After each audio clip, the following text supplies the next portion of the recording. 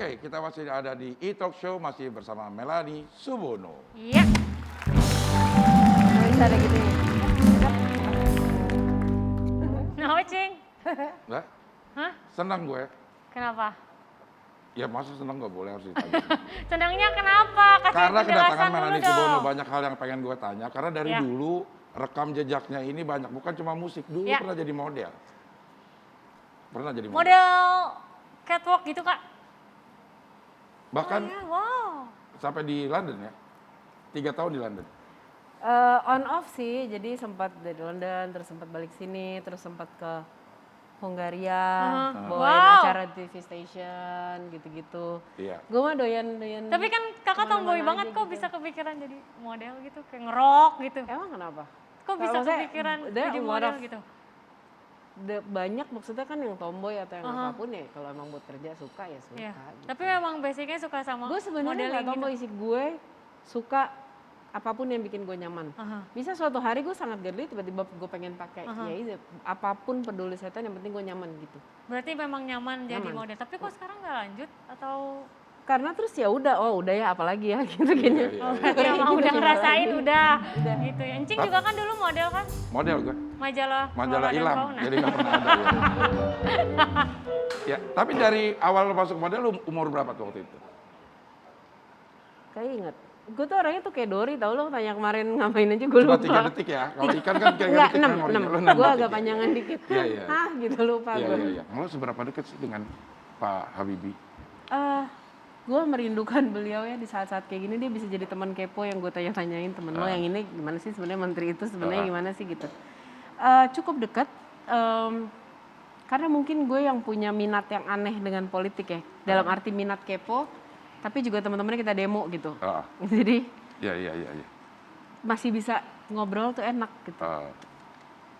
Intens memang lo selama kemarin itu untuk diskusi.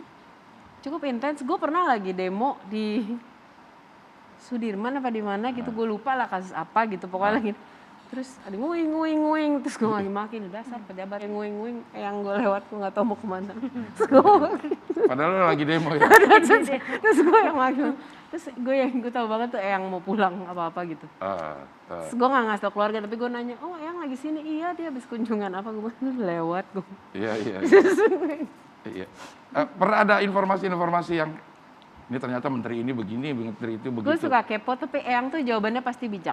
Oke. Eyang tuh akan menjawab seperti, ya ini lebih baik tuh beginilah Mel, ini tuh lebih baik beginilah gitu. Eyang tuh akan menjawab dengan bijak, bukan ala mama yang, ih emang yang itu tuh yang begini, enggak, Eyang tuh nggak begitu. Tahu nggak lo Mel? Nggak pernah gitu. Enggak, enggak. dia cukup bijak, dia akan menjawab dengan bijak, sama kayak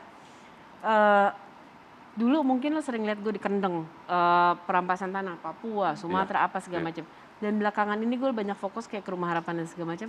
Itu juga yang cukup mengajarkan bahwa Melanie, kalau lo mau menyelamatkan satu bangsa, maka selamatkan dululah sumber daya manusianya.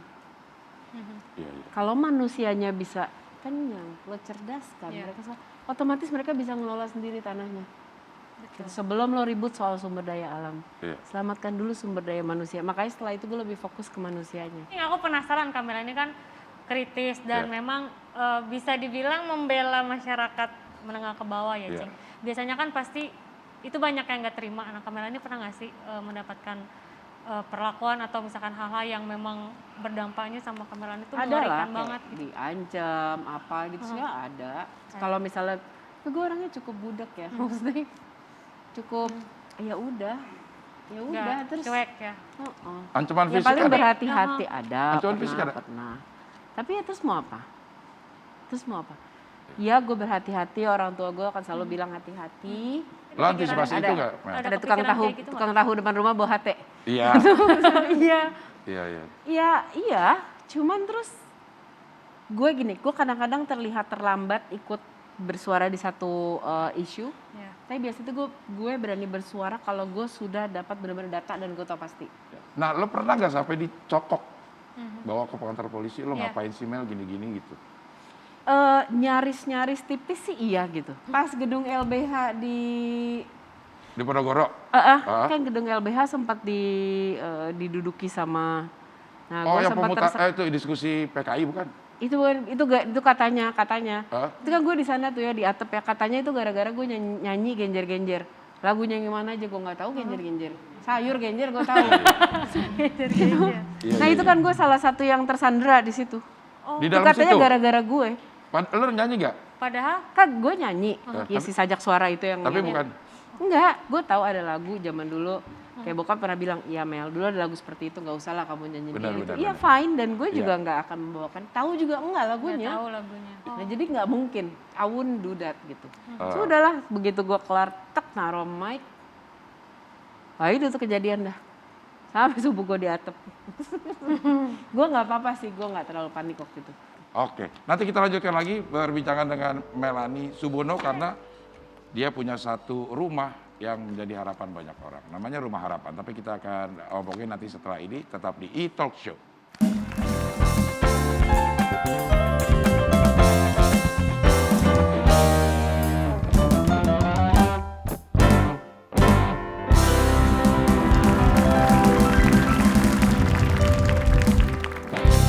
Oke, kita kembali lagi di E-Talk Show bersama Melanie Subono.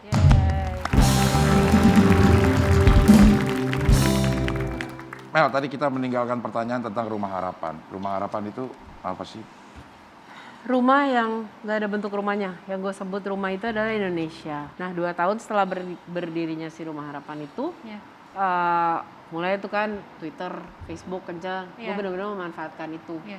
Jadilah hari ini gue inget banget kasus luar Jakarta pertama yang kita ambil itu ada di Prabu Mulih kalau nggak salah ya, Palembang sana lagi, Sumatera Selatan ya? Palembang Jalan Darat tuh. Iya. Ada seorang ibu-ibu yang udah melahirkan anaknya 2 atau 3 minggu dan itu nggak bisa dibawa pulang karena ada hutang rumah sakit. Begitu kita cek ternyata hutang rumah sakitnya 120.000. Berapa? 120.000. Yang buat kita kayaknya mungkin cuma buat ya lo ngopi dan Iya. parkir gitu Iya. di mall. Buat dia is like her whole life gitu. Jadi ya udah terus kumpulin lah tuh duit receh. Pak sampai hari ini yang dikumpulkan oleh Rumah Harapan tuh duit receh. Untuk menunjukkan bahwa hey donasi nggak perlu gede. Ya. Hey duit 1.000 lo bisa menyelamatkan hidup orang lain gitu. Hmm. Ya udah sampai hari ini tahun ke-14 kita udah nggak terhitung punya berapa orang sekolah jalanan, sawah, sakit, hewan, alam apapun dari Aceh sampai Papua. Termasuk bahkan orang-orang Indonesia yang ada di luar negeri. Kalau dia memang butuh sesuatu pun punya harapan kita penuhi. Ada juga yang dari Saudi ya? Ada. Apa itu kasusnya waktu itu? Waktu itu Satinah dia terhukum mati karena satu kasus dan dia waktu itu sudah harus dipancung dan kalau di sana kan keluarga ngasih uang diat ya Iya. yang harus dipenuhin gitu. Nah uang diatnya dicuekin sama pemerintah cukup lama sehingga berlipat-lipat. Terus akhirnya udah nyampe masa pancung nih gitu. Tinggal berapa minggu, nah kita ngumpulin duit lewat ngamen. Gue kadang masih turun ngamen, lo iseng aja sama teman-teman, sama anak-anak band gue atau sama I don't know siapa aja gitu untuk nyontohin Untuk aja. itu, ini untuk masalah Salah uang satunya diat itu ini, ya. gitu. Salah satunya itu dan akhirnya dalam 3 minggu terkumpul gue lupa 1,2 atau 1,3 M dalam bentuk lecekan 1.000, 2.000 dan segala macam itu. Intinya pemerintah mungkin merasa Iya.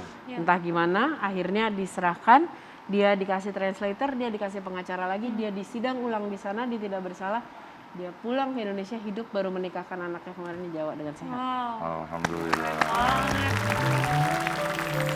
Uang yang 1, sekian miliar itu lo serahkannya kemana Serahkan sih? ke pemerintah, karena kan dia yang harus, itu kan antara negara. Oke. Antara negara. Jadi waktu itu gue bareng Migran Care, Heeh. akhirnya menyerahkan. Tapi kok bisa jeda sampai ke hewan-hewan juga gitu Pak? Hewan kan juga makhluk yang ada di Indonesia. Tapi kan kadang-kadang kayaknya orang nggak lebih kepikiran ke situ gitu. Kayaknya malah yang Pertama, liar gue memang dibiarin. cinta sama Kakak kan hewan hewan-hewan gitu. liar kakak. Pertama gue memang Alhamdulillah sayang juga. sama hewan. Aha. Kedua, banyak hewan-hewan yang juga banyak hewan-hewan yang menunjang kehidupan orang kayak kuda pekerja, kayak ternak. Mereka juga nggak ada apa-apa yang ownernya juga nggak akan bisa kerja gitu. Kadang menyelamatkan manusianya yang menyelamatkan lahan pekerjaan dia. Walaupun gue tidak setuju hewan itu digunakan untuk bekerja, cuman ya udah dia tetap lebih baik daripada lo nyolong. Iya. Termasuk yang topeng monyet untuk dijadikan itu lo nggak Ya, setuju sebenarnya? tidak setuju. Iya. eksploitasi satwa dan gue juga vegan murni. Gue benar-benar nggak pakai dari kulit. Kayak misalnya gue pilih yang imitasi atau yang apa, gue tidak makan apapun dari hewan, tidak pakai apapun dari hewan. Karena gue nggak mau membunuh. Even susu, even telur, even apapun enggak. Karena gue nggak mau. Itu dari kapan, Mel? I don't know, beberapa tahun lah udah. Oke, makasih Melanie Subono sudah hadir di sini. Makasih Kak Mel. Oke, kita akan Jauh banget. tutup Bukan segmen jauh, ini jauh banget. dengan lagu dari Melanie Subono. Silakan, Melanie.